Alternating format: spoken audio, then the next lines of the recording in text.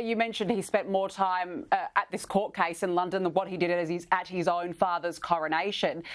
He didn't even meet up with his father or brother during this trip to London, even though there are reports that he actually stayed at Frogmore Cottage.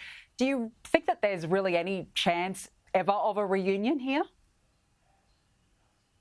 Well, at the moment, it doesn't look very likely.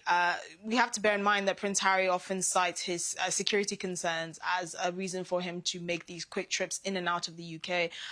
Remember that he's still in a legal dispute with the Home Office with regards to access to certain level of security, and that's something that I don't see being resolved in the near future. So that's something that he has said is something that's impeding him from spending more time in the UK. But there's also a really high possibility that he's just not welcome. I suspect the relationship between his father and his brother are still not the best.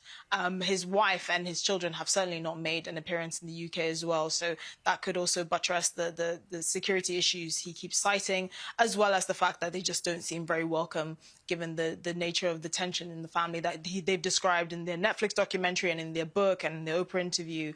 So it's not very surprising. I do think it's unfortunate, and at the end of the day, I've said this many times, the biggest losers in all of this is Prince Harry and Meghan's children, because they have basically no family other than Meghan Markle's mother, and they've been cut off from an entire half of their own heritage, even though they've somehow managed to retain their titles.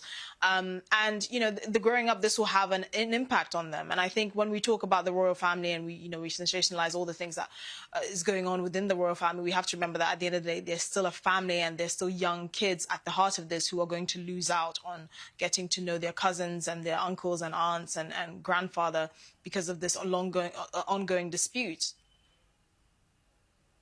Well, that's it, and family's so important, and those kids probably, will never know their grandfather or their uncle. It's also been reported that Harry and Meghan won't even get an invite to the King's birthday parade, which is quite extraordinary. What do you think about this move by the palace? I think it's a similar strategy that they're, using with regards to Prince Andrew, actually. If they don't need to be in the public spotlight, let's not put them there. I think they're actually being very strategic about this.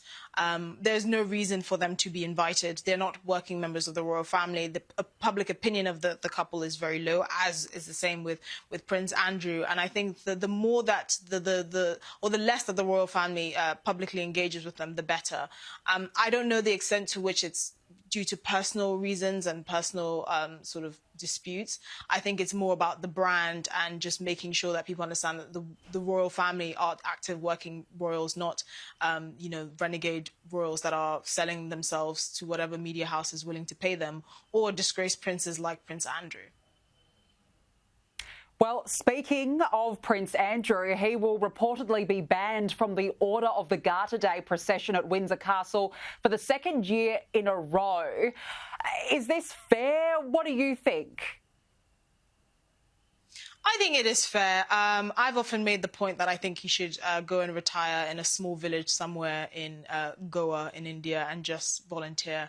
I don't think anyone wants to hear from Prince Andrew. I think the interview that he did justifying his friendship with, convicted paedophile Jeffrey Epstein just showed such a lack of judgment and a huge sense of entitlement that he really has no place in public life. I do think that the king should really consider severing, all ties and just making it very clear that he will never have a place in the royal family, because it is still a very, very bad look on the royal family to have him anywhere near the public. And I think it's the same with the Sussexes. I think there's some people that just, they've lost the privilege of representing Britain as members of the royal family, and that should stay as that. There's no reason for him to be anywhere and to be seen by the public. I think he should just vanish.